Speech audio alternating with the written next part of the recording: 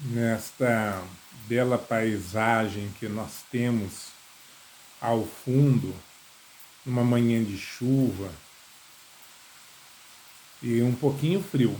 Temperatura nesse momento é de 15 graus, mas acho que a sensação térmica é mais baixa. Mas é muito importante nós prestarmos atenção nesta coisa maravilhosa que é nós estarmos encarnados. Muitas vezes nós não damos atenção para essas coisas lindas da vida e reclamamos muito das coisas. Mas lendo, né, como nós estamos fazendo e estudando em detalhes esta obra do André Luiz, O Nosso Lar, nós começamos a perceber como a vida é maravilhosa, como o mundo nos oferece coisas lindas, maravilhosas. Ó. Nesta manhã de chuva fria, né, eu estou aqui numa propriedade rural, é um sítio que nós temos em parceria com algumas outras pessoas. É assim extremamente agradável nós sentirmos a natureza, nós ouvirmos a chuva. Estas coisas a gente não costuma prestar atenção. Mas nós estamos lendo agora o capítulo 24 do livro O Nosso Lar, do Chico Xavier, psicografia de André Luiz. O título, o título por si só já marca. É O Impressionante Apelo. O André Luiz vai trazer uma informação que aparentemente não teria muita razão para ele trazer, mas ela vai mostrar para nós como é significativo nós nos preocuparmos com a vida na Terra e como é importante que nós sejamos pacíficos, que nós busquemos a paz, que nós cultivemos o amor. O André Luiz continua, ele começa falando, perdão, é claro, continua as lições anteriores, mas agora nós vimos na lição anterior que ele tinha ido lá, o Ulisses o tinha chamado para o seu ambiente interno da casa e ligou um pequeno aparelho, um radinho, um tipo um rádio, ele descreve. A impressão que eu teria assim é como se fosse uma tela de um computador onde ele estivesse recebendo aquelas notícias assim. É como quando a gente liga o computador e começa a ver as notícias, não é? Por exemplo, você começa a ver uma emissora de televisão ou de rádio, mas que vem com imagens. Então, aqui no caso, esse livro foi escrito no ano de 1943. Então, naquela época, era uma coisa assim, bem difícil de se imaginar que existiria, como hoje é padrão, todos os lares possuem uma televisão com acesso à internet, ou uma grande quantidade de lares possuem, né? Todos é um exagero, com certeza. Mas é comum nós encontrarmos os equipamentos que permitem a recepção de notícias com imagens e, assim, ao mesmo tempo que a pessoa está transmitindo a informação, está pedindo o auxílio, por exemplo, nós estamos recebendo na nossa casa. Então o André Luiz está descrevendo um pequeno aparelho, né, que tem essa capacidade. Então ele fala assim: ligado o receptor, suave melodia derramou-se no ambiente, embalando-nos em harmonia, em harmoniosa sonoridade, vendo-se no espelho da televisão a figura do locutor no gabinete de trabalho. Daí a instantes começou ele a falar. É especialmente relevante esse pedido. Emissora do posto 2 de moradia.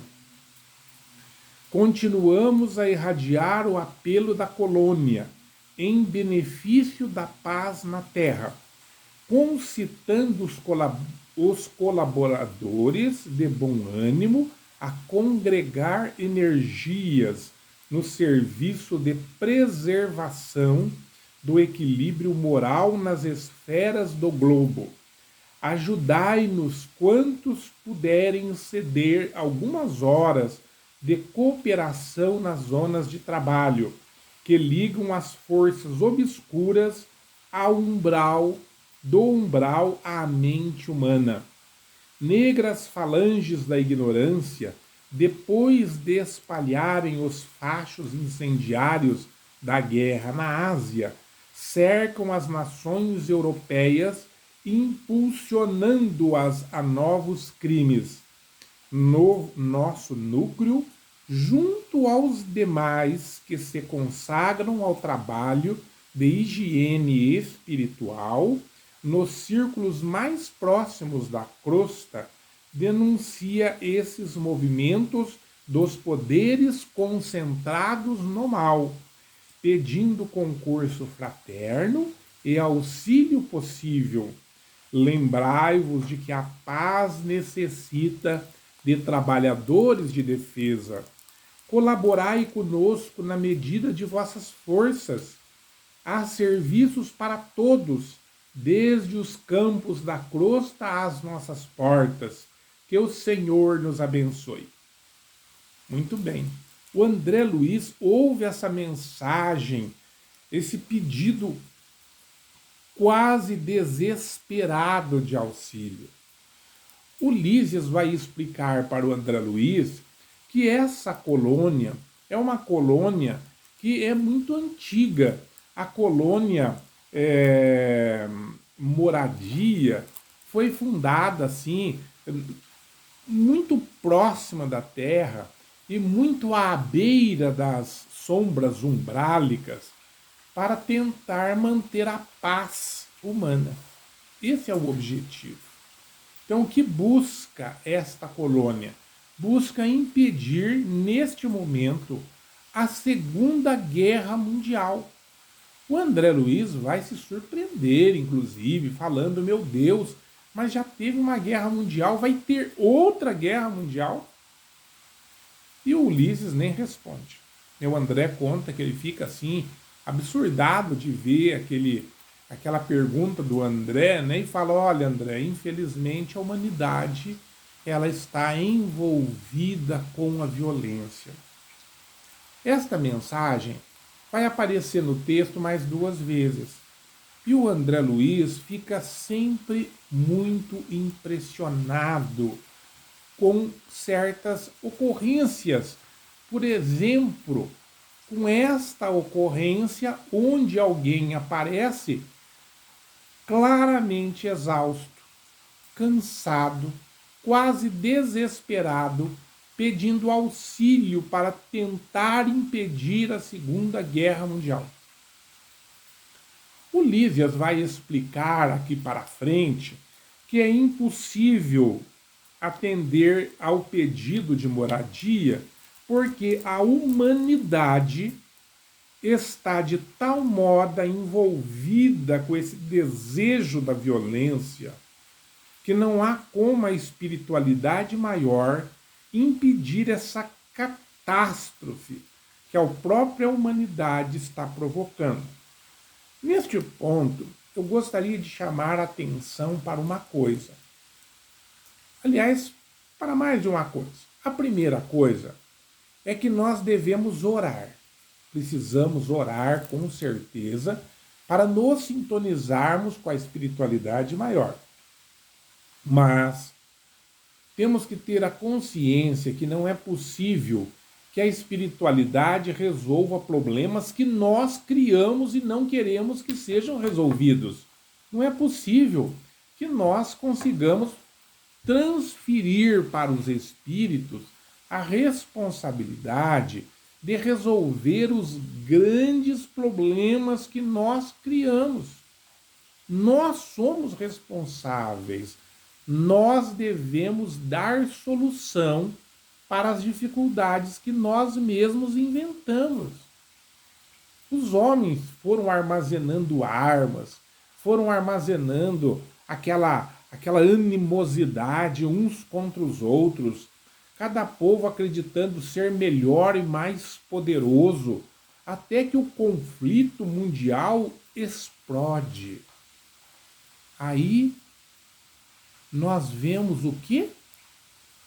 Nós constatamos que o maior desejo que nós temos determina o nosso futuro. Neste caso, muitas mentes tinham como desejo o conflito. E eram tantas essas mentes que elas determinaram a ocorrência da Grande Guerra.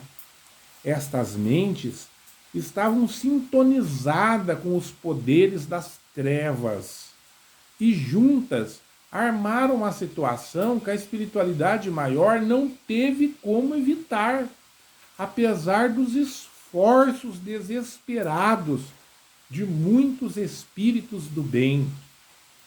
Mas a tragédia aconteceu e ceifou a vida de muitos milhões de pessoas, sem falar na miséria, no sofrimento, nas doenças, tudo decorrente do evento de uma guerra mundial.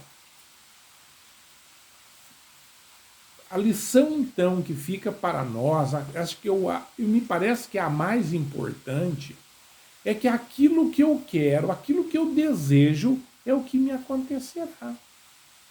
Tem um pensamento que eu li há algum tempo que fala assim: o seu pensamento gera uma atitude. A sua atitude gera um hábito. O seu hábito provoca um comportamento, um caráter. O seu caráter, ele é absolutamente determinante do seu destino. Então, o que é que nós queremos para nós como destino? Esta é a pergunta que nós temos que fazer para nós mesmos. Por quê? Porque o nosso destino é fruto da nossa atitude, do nosso comportamento, daquilo que nós somos hoje. Assim como todas as dores que nós suportamos hoje, todas as vantagens que nós temos hoje, decorrem daquilo que nós fomos ontem. Recordemos então, para nós não esquecermos, nós somos absolutamente responsáveis por tudo que vier nos acontecer. Não vamos culpar as outras pessoas, não vamos culpar os nossos subordinados, não vamos culpar os nossos superiores, nem os nossos governantes. Mas vamos tratar de verificar a nossa conduta, o nosso comportamento e os nossos desejos, porque eles, sim, determinarão o mundo no qual nós viveremos amanhã. Que Jesus nos abençoe, nos ilumine e faça de cada um de nós um espírito melhor. Espero que você tenha gostado dessa reflexão a respeito do capítulo número 24 do livro Nosso Lar. Como já disse muitas vezes, não estamos fazendo o resumo do livro, mas apenas chamando atenção para determinados aspectos que cada capítulo trata e muitas vezes nós lemos repetidamente e não os observamos.